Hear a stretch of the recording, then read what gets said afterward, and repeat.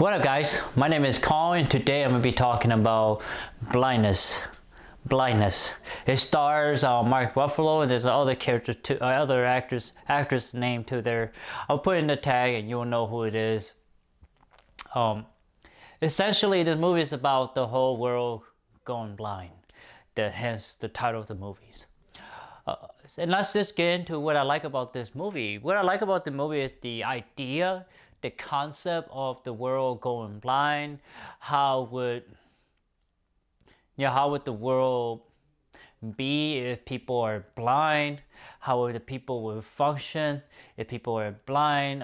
Just all these sort of things that we don't want it to happen, but what if this happened? This is a really good movie. It really is.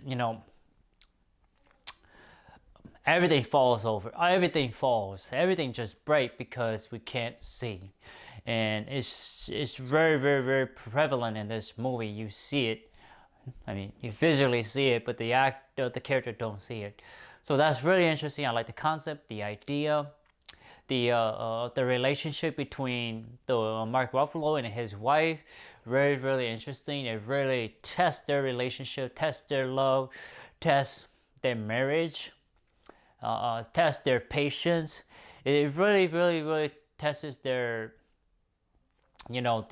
compassion for each other and compassion for others.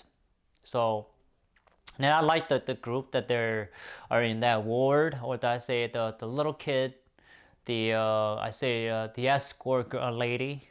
What else? The blind man who's blind in the other eyes. He was already blind, but he was blind in the other eye.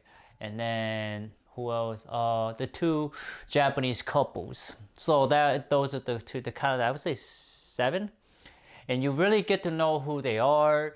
Very I would say very humane or very human emotion, very emotional moment. Let's just say there are certain moments throughout the movie, and there are tragedy in this movie. There's hardship in this movie. There's evilness in this movie. There's terrible things that happen in this movie. So this movie really shows despite of us not seeing each other, we are still mean and cruel to each other. So this movie really, really, really showed the possibility or the human nature of it, and only those who are, I would say, humble, who are understanding, who has compassion, who has empathy, truly really rise out of I would say the event, I would say the event or catastrophic event. That was really, really good. What else? It has a good ending. I like that a lot here. This is a hopeful ending in the ending. What else did I like? It's very emotional movie. It's hard to watch. It really is, because it's the character are blind, but you yourself see it. But these are the characters that they goes, and you see how bad the situation goes. So it is a good, but it makes you appreciate what you have. And that's what the movie really does for me, at least. I'm fortunate to have. I can see, I can still hear, I can still touch and feel. So it's really, really, made me more appreciative of my humanity, of my ability, or my simple abilities, such as, like I mentioned, touch and feel and all that stuff. So it's really, really good. The music here is good too. It kind of give you going. It kind of give you that, really, melodramatic, very slow, very ponderous. It has the tonality here. This movie has the tone. So let's talk about what I don't like about this movie. There's not much I don't like about this movie. The only certain thing is that this movie feel like it's overbearing. What did I mean by overbearing? Overbearing in that they play upon your emotion a little too much. They try to get your emotion going a little too long, a little too much.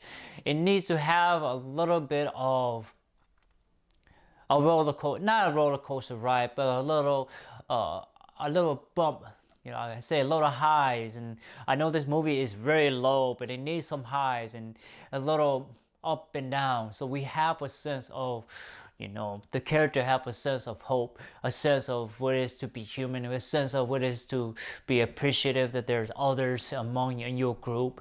So it needs that. This movie has it, but it's just that it has such an overbearing tone on it. It's melodramatic. The world is all dark and gloomy. It's all terrible. It's just awful. It's just there's nowhere. People are lost, and this movie is lost. This movie make you feel lost, and it should do that.